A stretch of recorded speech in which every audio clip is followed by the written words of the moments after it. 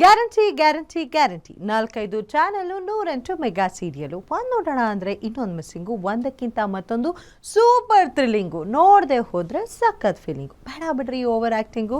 ನಿಮಗಾಗಿಯೇ ತೆರೆ ಮೇಲಿನ ಡ್ರಾಮಾ, ತೆರೆ ಹಿಂದಿನ ಹೈ ಡ್ರಾಮಾ, ಶೂಟಿಂಗ್ ಸೆಟ್ನಲ್ಲಿ ನಡೆಯುವಂಥ ಹಂಗಾಮ ಎಲ್ಲವನ್ನ ಮಿಕ್ಸ್ ಮಾಡಿಕೊಡೋ ಮಿಕ್ಸ್ ಮಸಾಲಾ ಸೀರಿಯಲ್ ಸ್ಟಾರ್ಸ್. ನಾನು ಆದರ್ಶಿನಿ.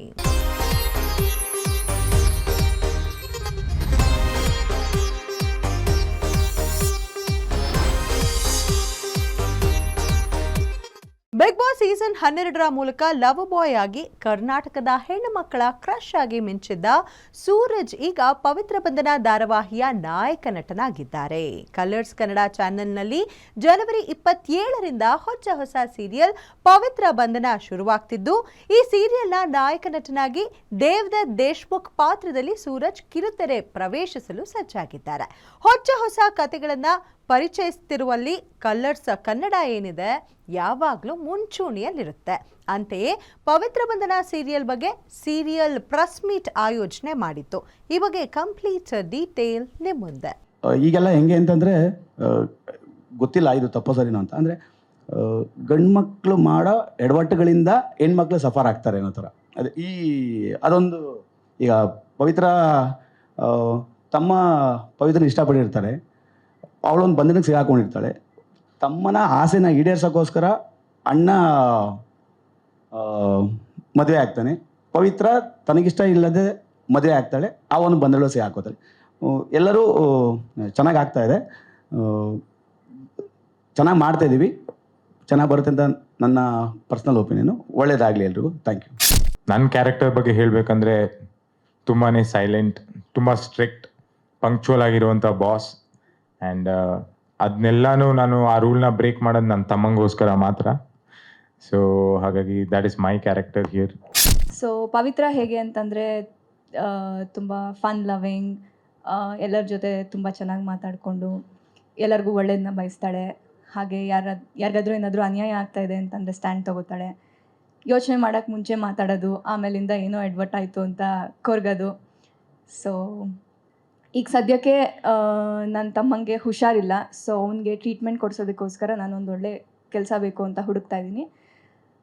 ಹಾಗೆ ಕೆಲಸ ಸಿಕ್ಕಿ ಮನೇಲಿ ಎಲ್ಲ ಸ್ವಲ್ಪ ಸೆಟಲ್ ಆದಮೇಲಿಂದ ನಮ್ಮ ಅಪ್ಪನ ಹತ್ರ ನಮ್ಮಿಬ್ರು ಮದುವೆ ವಿಷಯ ಮಾತಾಡೋಣ ಅಂತ ಅಂದ್ಕೊಂಡಿದ್ದೀನಿ. ಬಿಗ್ ಬಾಸ್ ಸೀಸನ್ 12ನಲ್ಲಿ ಲವರ್ ಬಾಯ್ ಆಗಿ ಎಂಟ್ರಿ ಕೊಟ್ಟು ಈಗ ಪವಿತ್ರ ಬಂಧನ ಅನ್ನೋ ಸೀರಿಯಲ್ನಲ್ಲಿ ಹೀರೋ ಆಗಿ ನಾಯಕ ನಟನಾಗಿ ಮಿಂಚೋಕೆ ಹೊರಟಿದ್ದಾರೆ ಸೂರಜ್ ಸಿಂಗ್, ಮೈಸೂರಿನ ಹುಡುಗ. ಸೊ ಈ ಸೂರಜ್ ಸಿಂಗ್ ಅವರು ಈಗ ನಮ್ಮ ಜೊತೆ ಇದ್ದಾರೆ ಪವಿತ್ರ ಬಂಧನ ಸೀರಿಯಲ್ನಲ್ಲಿ. ಹೇಗಿದೆ ಅವರ ಕ್ಯಾರೆಕ್ಟರ್, ಇದ್ರ ಬಗ್ಗೆ ಎಲ್ಲ ಕೇಳೋಣ ಬನ್ನಿ. ಅವ್ರನ್ನ ಕಾರ್ಯಕ್ರಮಕ್ಕೆ ವೆಲ್ಕಮ್ ಮಾಡೋಣ. ಹಲೋ ಸೂರಜ್, ಹೇಗಿದ್ದೀರಾ? ಚೆನ್ನಾಗಿದೆ ಮ್ಯಾಮ್, ನೀವು ಹೇಗಿದ್ದೀರಾ? ನಾವು ತುಂಬ ಚೆನ್ನಾಗಿದ್ದೀವಿ. ಬಿಗ್ ಬಾಸಲ್ಲಿ ಲವರ್ ಬಾಯ್ ಆಗಿ ನೋಡಿದ್ವಿ, ಇಲ್ಲಿ ತುಂಬ ಸ್ಟ್ರಿಕ್ಟ್ ಖಡಕ್ ಅಣ್ಣಯ್ಯನಾಗಿ ನೋಡ್ತಾ ಇದ್ದೀವಿ. ಸೊ ಸೂರಜ್ ಅವರೇ, ಇದು ತುಂಬ ಒಳ್ಳೆ ನಮಗೆಲ್ಲ ಖುಷಿ ಕೊಡುವಂತಹ ಸುದ್ದಿ. ಯಾಕಂದರೆ ಕರ್ನಾಟಕದ ಹಾಟ್ ಫೇವ್ರೆಟ್, ಕರ್ನಾಟಕದ ಕ್ರಶ್ ನೀವು ಆಗಿದ್ದೀರಾ ಅಂತ ಹೇಳ್ತಾ ಇದ್ದೆ ನಾನು ಬಿಗ್ ಬಾಸಲ್ಲಿ.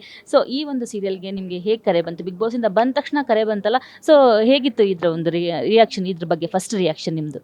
ಎವಿಕ್ಟ್ ಆಗಿ ಒಂದು 2 ಡೇಸ್ಗೆ ಅವ್ರು ಹೇಳಿದ್ರು ಹಿಂಗೆ ಒಂದು ರೋಲ್ ಇದೆ, ಲೈಕ್ ಒಬ್ಬರು ಆ್ಯಕ್ಟರ್ ಫಿಕ್ಸ್ ಆಗಿರ್ತಾರೆ ಇದಕ್ಕೆ, ಬಟ್ ಯಾವುದೋ ಕಾರಣಕ್ಕೆ ಅದು ಎಂಡ್ ಮೂಮೆಂಟಲ್ಲಿ ಕ್ಯಾನ್ಸಲ್ ಆಗಿಬಿಡುತ್ತೆ, ಅವ್ರ ತಾಯಿಗೇನೋ ಹುಷಾರಿಲ್ಲ ಅಂತ. ಬಟ್ ಆ ಮೂಮೆಂಟಲ್ಲಿ ನಂದೇ ಎವಿಕ್ಷನ್ ಆಗಿರುತ್ತೆ. ಬಟ್ ಅವ್ರಿಗೆ ಗೊತ್ತಿರುತ್ತೆ ಲೈಕ್ ಇವ್ನಿಗೆ ಯಾವುದೇ ಆ್ಯಕ್ಟಿಂಗ್ ಬ್ಯಾಕ್ಗ್ರೌಂಡ್ ಇಲ್ಲ, ಆ್ಯಕ್ಟಿಂಗ್ ಅಷ್ಟು ಬರಲ್ಲ ಅಂತ. ಬಟ್ ಸ್ಟಿಲ್ ಅವ್ರಿಗೆ ಎಲ್ಲೋ ಕನೆಕ್ಟ್ ಆಗುತ್ತೆ.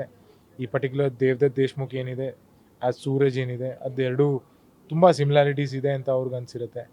ಸೊ ಆ ಕಾರಣಕ್ಕೆ ಬಂದು ನನಗೆ ಆಡಿಷನ್ ತೊಗೋತಾರೆ, ಒಂದು ಸಿಚುವೇಶನ್ ಕೊಡ್ತಾರೆ. ಈ ಸಿಚುವೇಷನಲ್ಲಿ ಹಿಂಗೆ ರಿಯಾಕ್ಟ್ ಮಾಡಬೇಕು, ಹಿಂಗೆ ಮಾತಾಡಬೇಕು, ಡೈಲಾಗ್ಸ್ ಎಲ್ಲ ಹೇಳ್ತಾರೆ.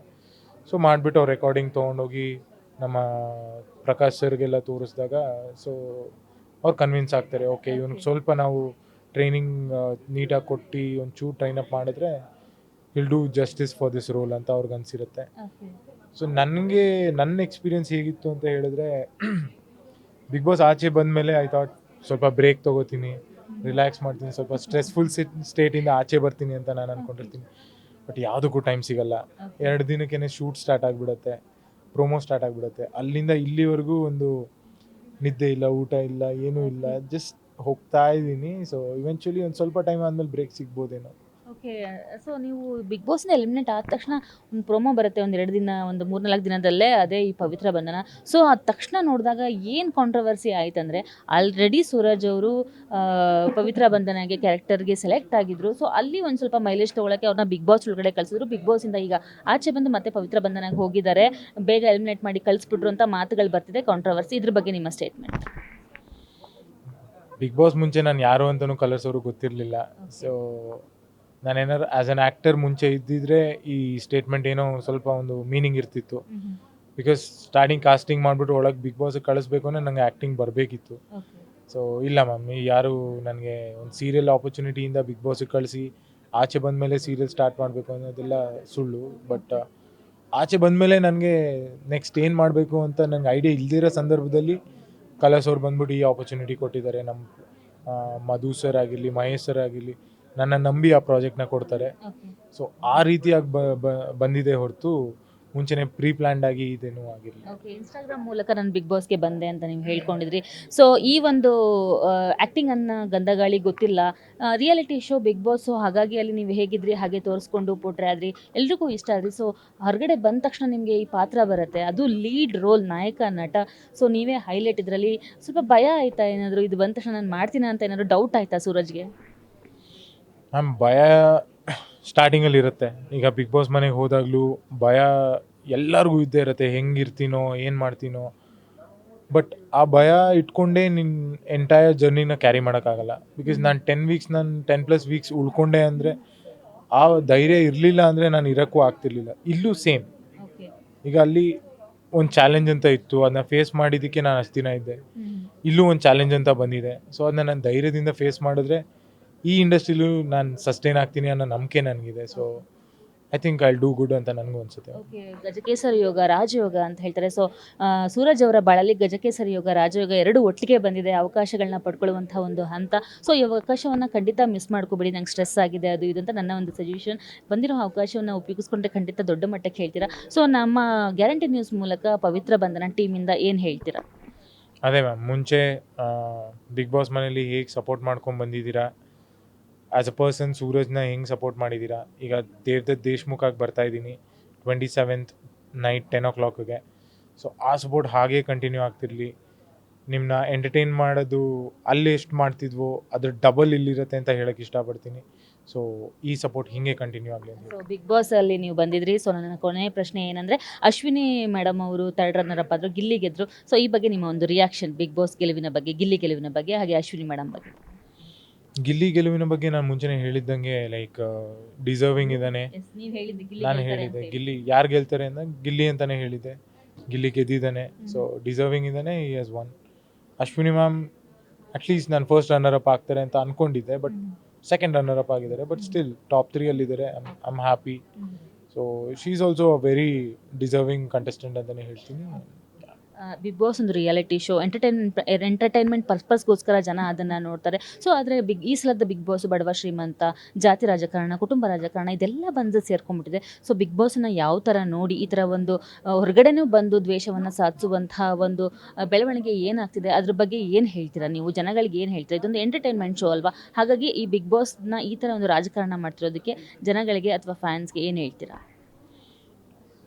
ಲೈಕ್ ನಂದು ಒಪಿನಿಯನ್ ಹೇಳಬೇಕು ಅಂತಿದ್ರೆ, ಲೈಕ್ ಬಡವರಾಗಲಿ ಶ್ರೀಮಂತರಾಗಲಿ ಆ ವಿಷಯನ ಇಟ್ಕೊಂಡು ಯಾವ ರಿಯಾಲಿಟಿ ಶೋನು ಗೆಲ್ಲಕ್ಕಾಗಲ್ಲ.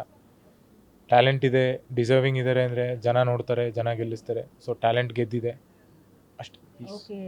ಸೂರಜ್, ನಿಮ್ಮ ಪವಿತ್ರ ಬಂಧನ ಸೀರಿಯಲ್ ಈಗ ತಾನೇ ಶುರುವಾಗಿದೆ, 1000 ಸಂಚಿಕೆಗಳನ್ನ ಪೂರೈಸಿ ತುಂಬ ಯಶಸ್ವಿ ಸೀರಿಯಲ್ ಆಗಲಿ. ಹಾಗೆ ನಿಮ್ಮ ಎಲ್ಲ ಪ್ಲ್ಯಾನ್ಸ್, ನಿಮ್ಮ ಒಂದು ಸೀರಿಯಲ್ಗೆ ಆಲ್ ದ ವೆರಿ ಬೆಸ್ಟ್ ನಮ್ಮ ಕಡೆಯಿಂದ. Thank you so much. Thank you so much ma'am. Thank you. ನೋಡಿದ್ರಲ್ಲ ವೀಕ್ಷಕರೇ, ಪವಿತ್ರ ಬಂಧನ ಸೀರಿಯಲ್ನ ನಾಯಕ ನಟ ಸೂರಜ್ ಸಿಂಗ್ ಅವರ ಮಾತುಗಳು ಇದಾಗಿತ್ತು. ನೋಡ್ತಾ ಇರಿ ಗ್ಯಾರಂಟಿ ನ್ಯೂಸ್, ಸುದ್ದಿ ಖಚಿತ, ನ್ಯಾಯ ನಿಶ್ಚಿತ. ಕ್ಯಾರೆಕ್ಟರ್ ಇಸ್ ವೆರಿ ನೈಸ್, ತುಂಬ ಔಟ್ ಗೋಯಿಂಗ್, ಜೋವಿಯಲ್, ಒಳ್ಳೆಯವ್ರಿಗೆ ಒಳ್ಳೆಯವಳು, ಕೆಟ್ಟವ್ರಿಗೆ ಕೆಟ್ಟವಳು.